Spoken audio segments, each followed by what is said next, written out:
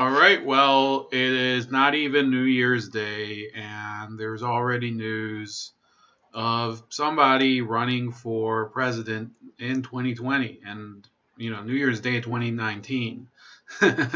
So I've never understood why our process has to be as long as it is nowadays, that you have to declare your candidacy so early. It isn't very common, in my opinion, to see any more people basically let the chips fall where they may, up to a more acceptable time. I'll explain what I mean by that.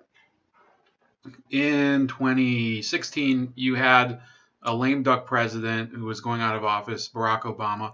So I think you could understand at least that there were more and more people who were trying to get into the race, who they wanted at least to raise money earlier. They wanted to put their name out, get more endorsements. That was mostly on the Republican side, because on the Democratic side there was pretty much there was an acceptance and a collusion to give the nomination to Hillary Clinton. That's the only way that I can explain it.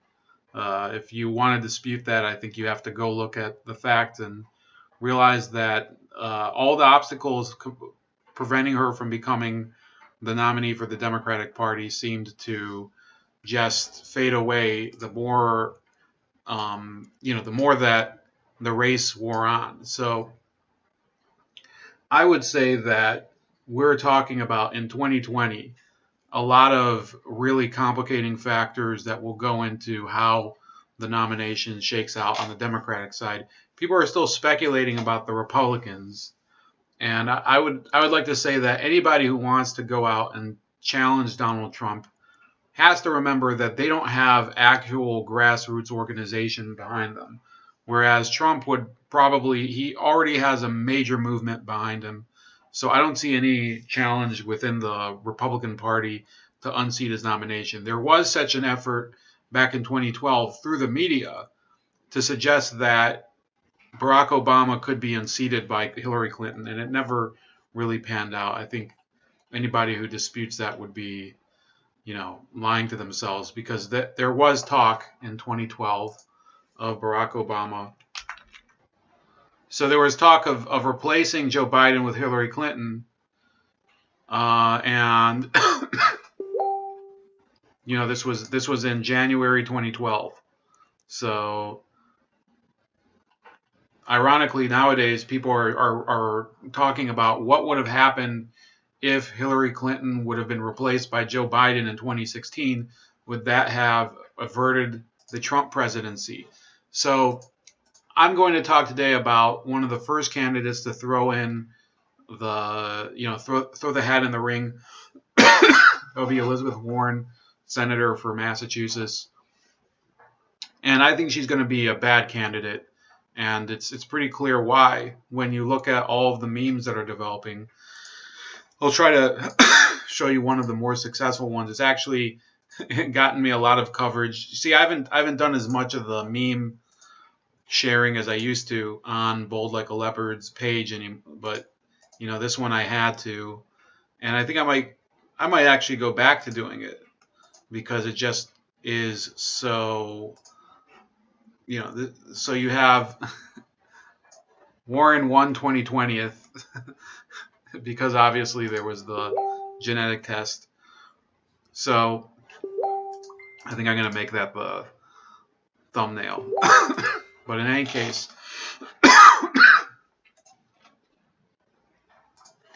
she will be a bad candidate. But let's read through this. It's from the Chicago Tribune. It says, Senator Elizabeth Warren on Monday took the first major step toward launching a widely anticipated campaign for the presidency, hoping her reputation as a populist fighter can help her navigate a Democratic field that could include nearly 24 candidates. No matter what our differences, most of us want the same thing, the 69-year-old Massachusetts Democrat said in a video that highlights her family's history in Oklahoma. To be able to work hard, play by the same set of rules, and take care of the people we love. That's what I'm fighting for, and that's why today I'm launching an exploratory committee for president. Warren burst on the national scene a decade ago during the financial crisis with calls for greater consumer protections. She quickly became one of the party's prominent liberals, even as she sometimes fought with Obama administration officials over their response to the market turmoil. Now, as a likely presidential contender, she is making an appeal to the party's base. Her video notes the economic challenges facing people of color, along with the images of a women's march and Warren's participation at an LGBT event. So maybe we'll pull up that video soon. In an email to supporters, Warren said she'd formally announce a campaign plan early in 2019. Warren is the most prominent Democrat yet to make a move toward a presidential bid and has long been a favorite target of President Donald Trump. In mid-December, former Obama housing chief Julian Castro also announced a presidential exploratory committee which legally allows potential candidates to begin raising money. Outgoing Maryland Representative John Delaney is the only Democrat so far to have formally announced a presidential campaign. That's probably only to raise money. But that's likely to change quickly in the new year as other leading Democrats take steps toward White House runs. Warren enters a Democratic field that's shaping up as the most crowded in decades, with many of her Senate colleagues openly weighing their own campaigns, as well as governors, mayors, and other prominent citizens. One of her most significant competitors could be Senator Bernie Sanders, a Vermont independent, who is eyeing another presidential run, harnessing the same populist rhetoric. She must also move past a widely panned October release of a DNA test meant to bolster her claim to Native American heritage. The move was intended to rebut Trump's claims of Warren as Pocahontas. Instead, her use of a genetic test to prove ethnicity spurred controversy that seemed to blunt any argument she sought to make. There was no direct mention of it in the video released Monday. I wonder why.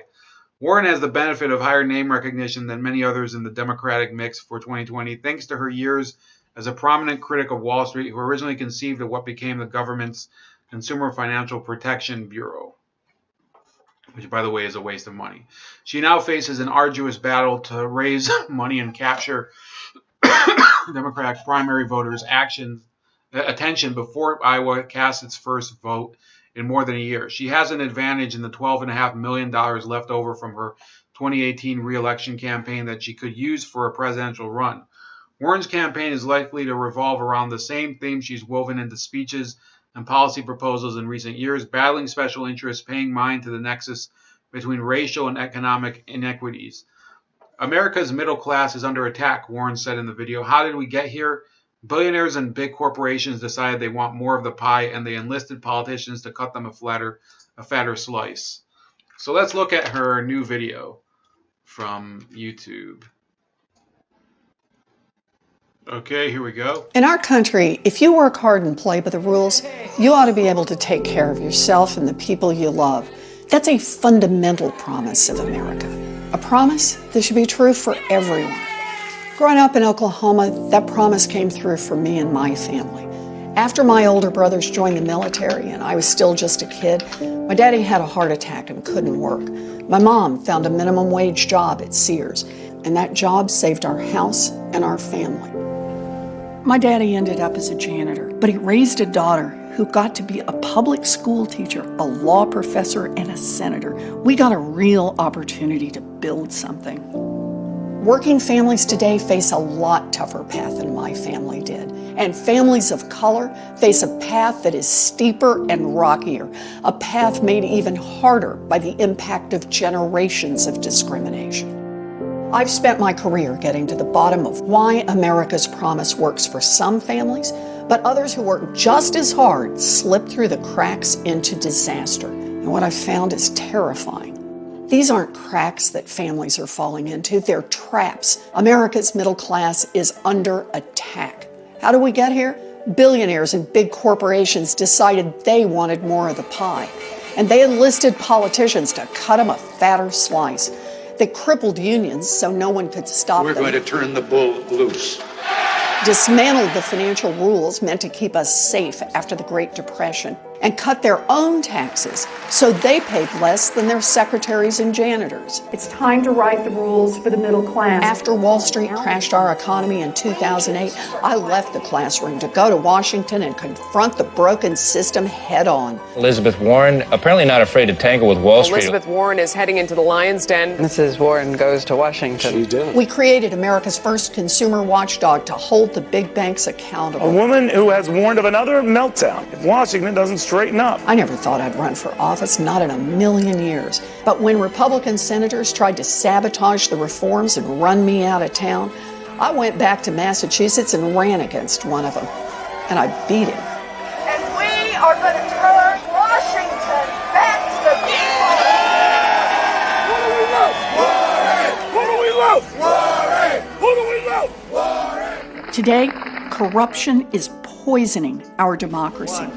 Politicians look the other way while big insurance companies deny patients life-saving coverage, while big banks rip off consumers, and while big oil companies destroy this planet. Our government's supposed to work for all of us, but instead, it has become a tool for the wealthy and well-connected. The whole scam is propped up by an echo chamber of fear and hate, designed to distract and divide us. People who will do or say anything to hang on to power point the finger at anyone who looks, thinks, prays, or loves differently than they do. Build that wall. But this dark path doesn't have to be our future. We can make our democracy work for all of us. We can make our economy work for all of us. We can rebuild America's middle class, but this time we gotta build it for everyone. No matter where you live in America, and no matter where your family came from in the world, you deserve a path to opportunity. Because no matter what our differences, most of us want the same thing: to be able to work hard, play by the same set of rules, and take care of the people we love. That's the America I'm fighting for. And that's why today I'm launching an exploratory committee for president. But the outcome of this election will depend on you. This is what democracy looks like. In the last 2 years, millions of people have done more than they ever thought they would to protect the promise of America. And here's what we learned. If we organize together, if we fight together, if we persist together, we can win. We can, and we will. All right, that doesn't seem as catchy as Obama's "Yes, we can," but let's try to seriously break down some of the possibilities of Elizabeth Warren winning A, the nomination, and B, the presidency. So I'll give the positives first because I think there's fewer of them.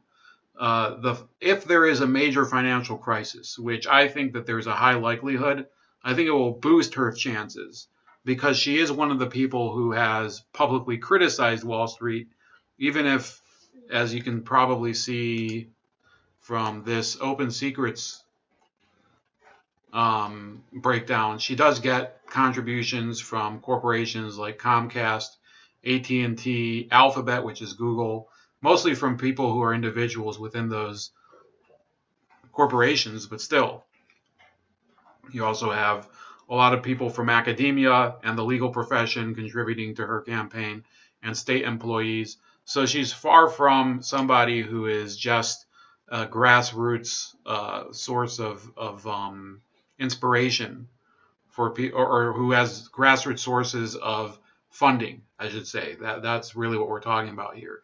So I think, however, that if there is a major financial crisis, Elizabeth Warren's campaign could be boosted. However, if Bernie Sanders is in the same campaign, I think that he stands to gain more from support due to a financial crisis than she does, because I don't think she has nearly the amount of credibility among the fiscal left, among people who are, democratic socialist or, way to the left of center in terms of economics.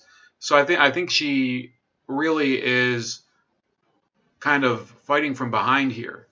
Also, among progressives, she is not necessarily liked. People who are, diehard progressives still remember that she endorsed Hillary Clinton in 2016. So it says, surprise, surprise, it's from Nico House, who is a diehard anti-Hillary activist on the left, who says, Elizabeth Warren announces 2020 run. The woman can't even tell the truth about her ethnicity, nor did she have the conviction to back Bernie when the country needed it most. Why would I think she has the spine to be a president?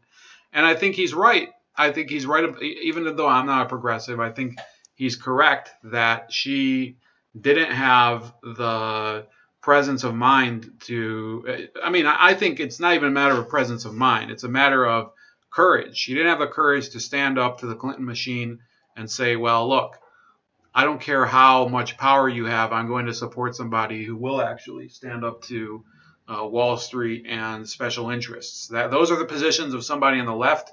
And I don't think that it's asking too much of her to account for her lack of real conviction back in the past when she endorsed Hillary Clinton, who was indeed the candidate for Wall Street. Say whatever you want about Donald Trump. Wall Street mostly backed Hillary Clinton because they thought that they had her in the bag.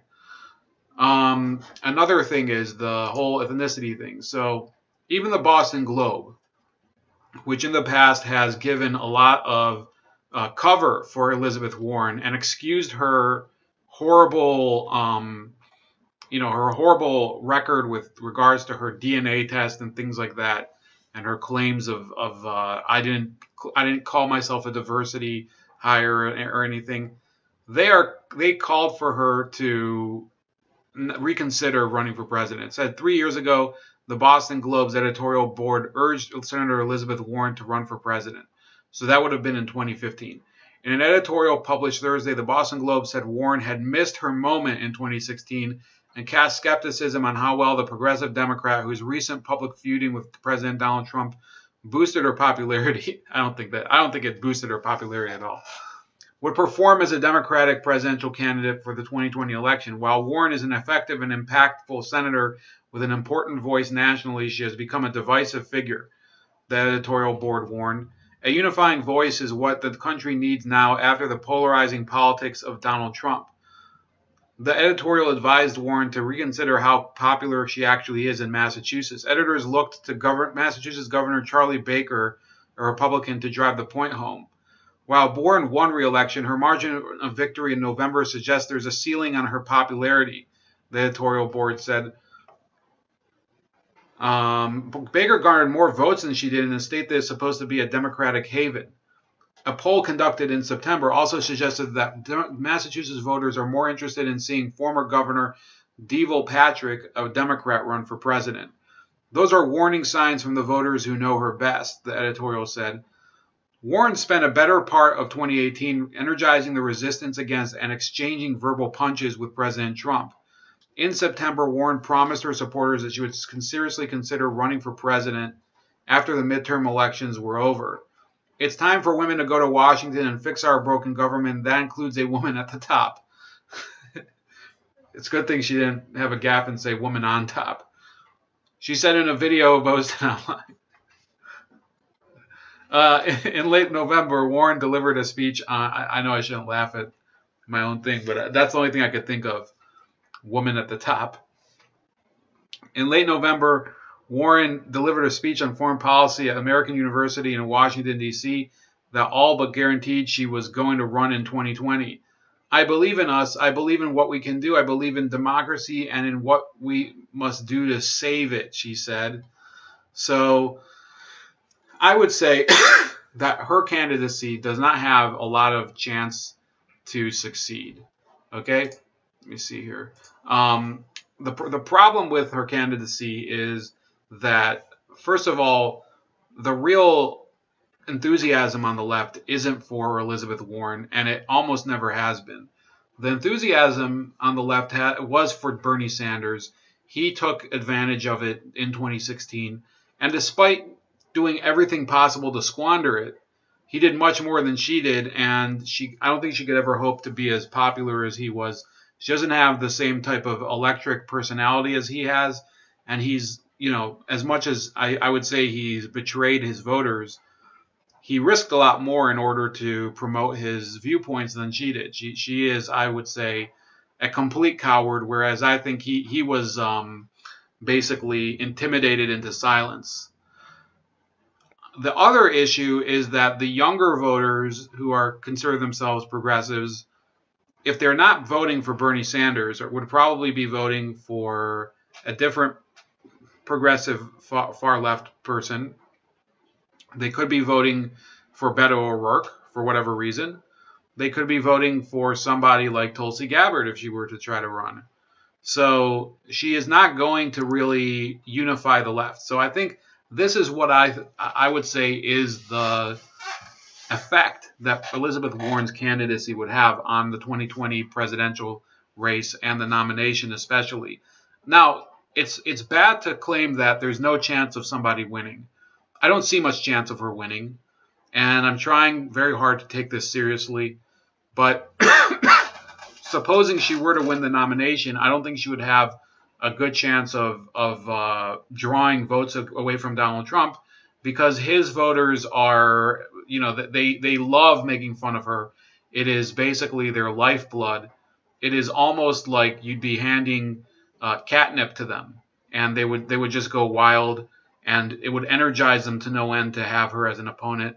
And I don't think she would win if she was to be the Democratic nominee. That's why I see it that way. The other thing that I would say, which is why I don't think she would win the nomination, is that Elizabeth Warren is a bigger threat to Bernie Sanders getting the nomination than she is to anyone winning the nomination from the center of the party. Okay, so let's say you were somebody from the center of the party, whether it's Hillary Clinton, whether it is, there's a number of people out there running, Michael Bloomberg. So those people are basically depending on wishy-washy voters, in many cases, voters in the South who are loyal to the Democratic machine. So you saw that in 2016. A lot of the black voters in the South simply voted for Hillary Clinton because Bernie Sanders didn't have much of an organization in the South. So the black voting bloc over there was energized by default because Bernie didn't really have the machinery there to get out the vote, and he was crushed in every single state over there, whether it's South Carolina or Florida or I believe Louisiana. He also lost by a wide margin. Now that could change this year. It could be that at this point he has enough name recognition that he would be able to make inroads in the South, but I don't see any evidence of it. Okay, I'm not somebody to discount Bernie Sanders' ability to mobilize voters in the South. I'm just saying I don't see any evidence of it yet. Another thing that would in my opinion, jeopardize his candidacy would be the fact that she would be splitting away a number of the progressive voters in states like Iowa and New Hampshire that are early primary places. So in New Hampshire, for example, they're both New Englanders. A lot of the voters swung for Bernie Sanders in 2016 in New Hampshire against Hillary Clinton because he has a lot more of the regional credibility. People know his name in New England, but they know her name too. And she would be able to detract from his vote and possibly deliver the primary to someone else. Okay, she might be able to win the New Hampshire primary. I don't know about some of the other ones. Another early primary, South Carolina, she would definitely harm his chances of winning it. Okay, I think that she definitely detracts from Bernie Sanders' ability to win in the South because she splits the progressive vote. And this is something it's not me saying this, it's only, I've thought about this. Jimmy Dore has said this.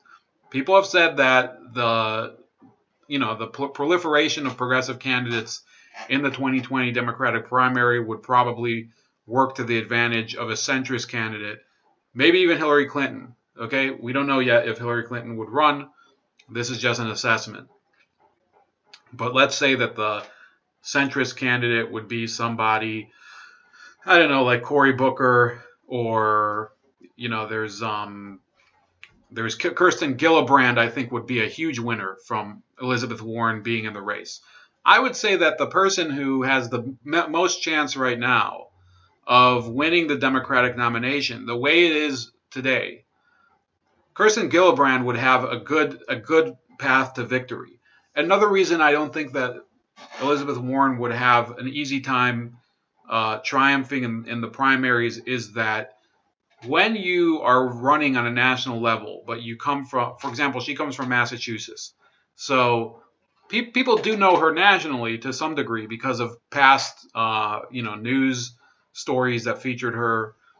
Some of it's negative publicity, but in a state like Kansas, for example, it might be that she's not well known or something.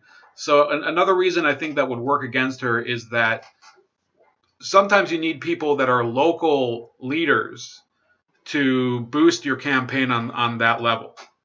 So in Hillary Clinton's case in 2016, she garnered the endorsements of a lot of local officials, governors, representatives, senators.